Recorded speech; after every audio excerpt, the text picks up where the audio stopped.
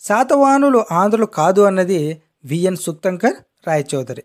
ఇందుకు వీరు చూపించిన కారణాన్ని ఒకసారి గమనిద్దాం. విఎన్ సుక్తంకర్ గారు చెప్పిన మొదటి కారణం ఏంటంటే, పురాణాలు ఆంధ్ర అనే పదాన్ని వాడాయి కానీ శాతవాహన అనే పదాన్ని వాడలేదు. అదేవిధంగా శాసనాలలో శాతవాహన అనే పదం ఉంది కానీ ఆంధ్ర అనే పదము లేదు. ఒకవేళ శాతవాహనులు ఆంధ్రులే అయితే పురాణాలలో కానీ శాసనాలలో కానీ రెండు పదాలు కనిపించాలి. అంటే ఆంధ్ర పదము, శాతవాహన అనే పదం రెండు కనిపించాలి. కనిపించలేదు కాబట్టి శాతవాహనులు ఆంధ్రులు ఒకరే కాదు అని తీర్మానించాడు. ఇందుకు ఉదాహరణగా కారవేలుని అతిగుంఫా శాసనం, రుద్రదాముని జునాగఢ్ శాసనాలలో శాతకర్ణి పదం ఉంది కానీ ఆంధ్ర పదాన్ని వాడలేదని తెలియజేశాడు. ఇక రెండో కారణం ఏంటో ఒకసారి చూద్దాం.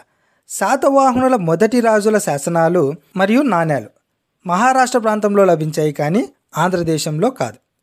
కాబట్టి శాతవాహనులు ఆంధ్రులు కాదు, ఆంధ్ర భృత్యులు అన్నాడు.